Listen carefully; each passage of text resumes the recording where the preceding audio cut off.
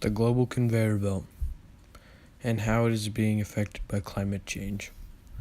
The global conveyor belt is a deep ocean conveyor belt driven by temperature and salinity. The temperature affects how much the water sinks and mixes cool and hot to switch forms to create temperature changes in the water, and the salinity is the density, creates the density of the water and how well it sinks or how slow or not sink at all. The global conveyor belt is responsible for moving most of the world water across the world. It warms the surface of the water. What can happen to the global conveyor belt is that the water gets depleted of nutrients, but they are enriched as they travel through the conveyor belt when they get replenished by mixing and gaining back those nutrients that they lost in the water and the transfer of just temperature and all that at the top. Could completely stop after this has happened, which will obviously lead to drastic changes of regional temperature around the world, especially around especially around Europe, because it'll get warmer in that region, and it's all starting around the Gulf Stream part of the conveyor belt. Is basically the driver of the entire conveyor belt, and without a driver you can't drive.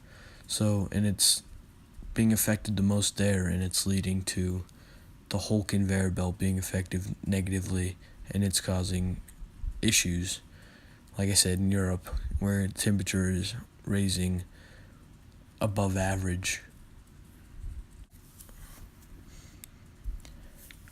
Now, if the global conveyor belt is affected so much that it will be stopped or just slowed, that would increase the water temperature, because there is less water being transferred out to be cooled or warmed, or just getting transferred from deep to top of the water. And then it will also lead to more lack of nutrients in the water, because the nutrients that's their main way to get replenished, is when they are taken into the belt, and they get replenished by just picking up stuff along the way on the belt, and they get replenished with nutrients, so when they're ready to be used again, then they have the nutrients to be taken up.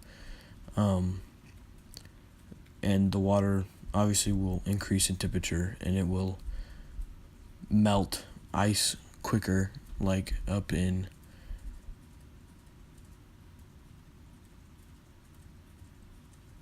the north, where the ice that normally is frozen year-round is being warmed to where it will be frozen not year-round, and it'll be unfrozen throughout the summers, which is bad.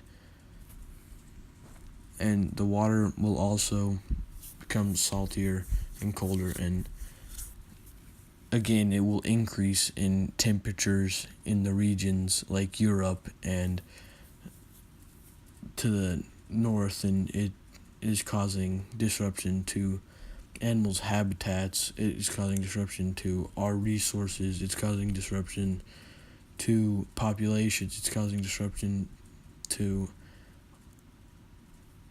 everyone. It's not good.